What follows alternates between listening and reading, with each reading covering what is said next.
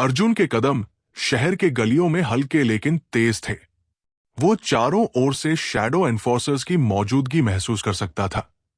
ये गंभीरता और अनुशासन उसकी सोच को और गहराई में धकेल रही थी। शहर की इमारतें पुरानी लेकिन मजबूत थी और उनकी दीवारों पर लगे लैंप शाम के अंधेरे में हल्की रोशनी फैला रहे थे। अर्जुन का घर शहर के पश्चिमी हिस्से में था, एक साधारण लेकिन सजीव मोहल्ला जहां पड़ोसी एक दूसरे को नाम से जानते थे। जब वो अपने घर पहुंचा तो आसमान में हल्के बादल छा चुके थे। घर का बाहरी हिस्सा सफेद रंग से पुता हुआ था, लेकिन कुछ जगहों पर पपड़ी सी झड़ रही थी, जो उसकी पुरानी बनावट की गवाही दे रही थी। अंदर घुसते ही उसने दरवाजा धीरे से बंद किया और सीधा अपने कमरे में चला गया। कमरे में बिस्तर के पास एक लकड़ी की मेज थी, जिस पर कुछ किताबें और एक छोटी सी लालटेन रखी थी। दीवारों पर साधारण तस्वीरें थी और कोने में एक अलमारी थी, जो उसकी जरूरत की चीजों से भरी हुई थी। अर्जुन ने अपने जूते उतारे और बिस्तर पर बैठ गया। उसकी थकी हुई मांसपेशियां आराम चाहती थी, लेकिन उसका दिमाग बेचैन था। उसने अपनी सांसों को स्थिर करने के लिए अपनी आंखें बंद की और ध्यान लगाने की कोशिश की। उसके भीतर एक अजीब सी ऊर्जा बह रही थी, उसके सेंशंट की शक्ति। उसने अपने बाएं हाथ को देखा, जहां उसकी ऊर्जा सबसे ज्यादा महसूस होती थी। वो गहरी सांस लेते हुए अपनी शक्ति को समझने और उसे केंद्रित करने की कोशिश करने लगा। मुझे इसे और बेहतर बनाना होगा, उसने अपने आप से कहा। अर्जुन ने धीरे धीरे अपनी ऊर्जा को सक्रिय किया। उसके सामने हरे रंग की हल्की रोशनी उभरने लगी। ये वही पौधा था, लेकिन अब उसकी उपस्थिति और भी स्पष्ट और मजबूत लग रही थी। उसकी पत्तियां हल्के कंपन के साथ हिल रही थी और उसकी जड़ों से ऊर्जा की लहरें फैल रही थी। ठीक से केंद्रित करो, अर्जुन ने खुद को निर्देश दिया। उसने अपने हाथों से एक छोटा वृत्त बनाते हुए उस ऊर्जा को नियंत्रित करने की कोशिश की। हरे पौधे की बेलें धीरे धीरे उसकी उंगलियों के चारों ओर लिपटने लगी, मानो वे उसकी शक्ति का हिस्सा बन गई हों।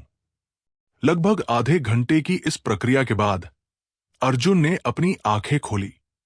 वो पसीने से तर था, लेकिन उसकी आंखों में एक नई चमक थी। वो जानता था कि उसे अभी और अभ्यास की जरूरत थी, लेकिन ये शुरुआत थी। अब आराम करना होगा। उसने बुदबुदाते हुए पौधे को वापस अपनी आत्मा में समा जाने दिया।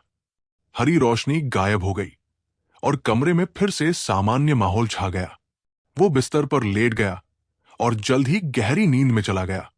अगली सुबह सूरज की पहली किरणें अभी जमीन पर पहुंची भी नहीं थी कि अर्जुन की नींद खुल गई। लेकिन यह कोई सामान्य दिन नहीं था। आज परीक्षा का दिन था। विद्यालय के मैदान में सभी छात्र जमा हो चुके थे। चारों ओर हलचल थी। कुछ छात्र अपने सेंशन को बाहर निकालकर उनकी क्षमता को जांच रहे थे, जबकि अन्य गंभीरता से अपने शिक्षक की बातें सुन रहे थे। मैदान के बीचों बीच एक बड़ी दीवार पर अंधेरी घाटी परीक्षा लिखा हुआ था।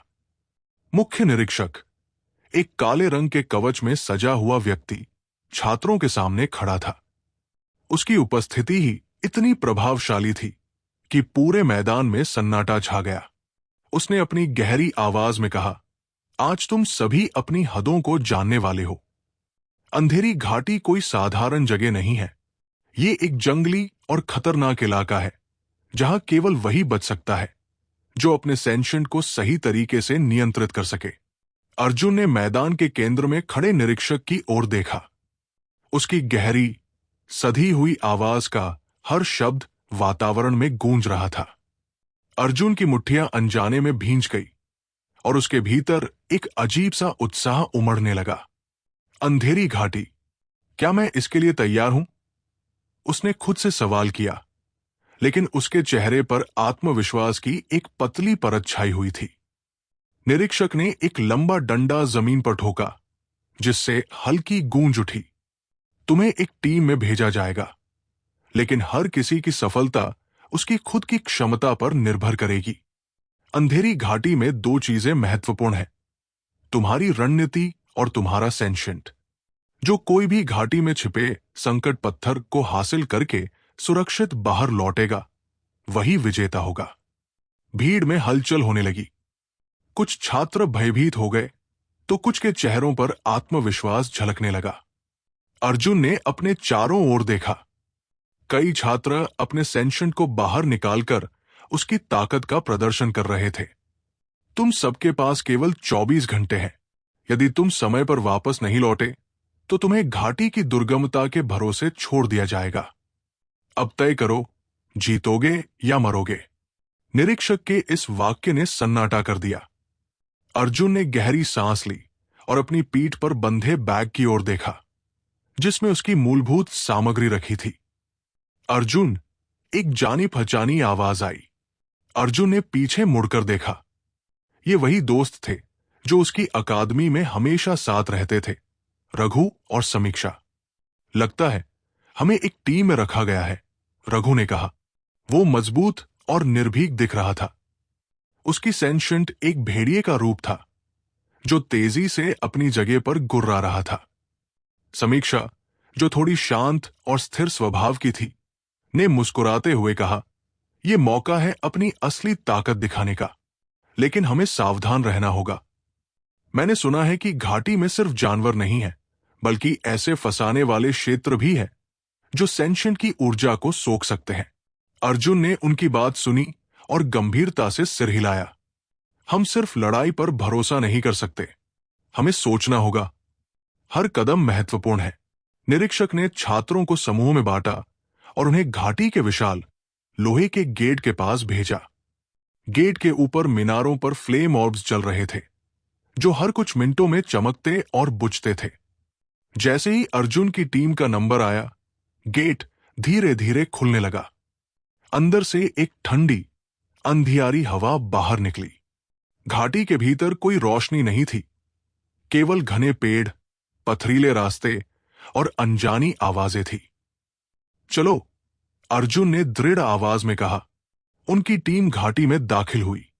अंदर आते ही गेट अपने आप बंद हो गया और बाहर की हलचल का कोई निशान नहीं रहा।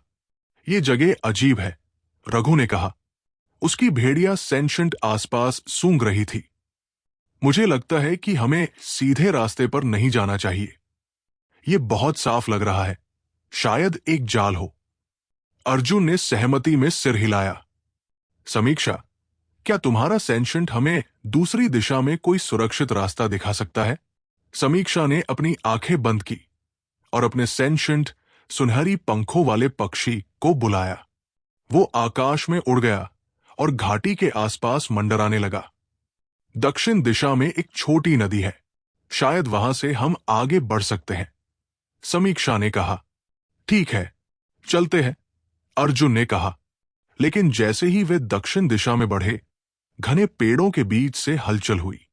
रुको, रघु चिल्लाया। उसकी भेड़िया सेंशंट गुर्राने लगी और उसके नुकीले दांत चमकने लगे। सामने से 4 आंखें चमकी।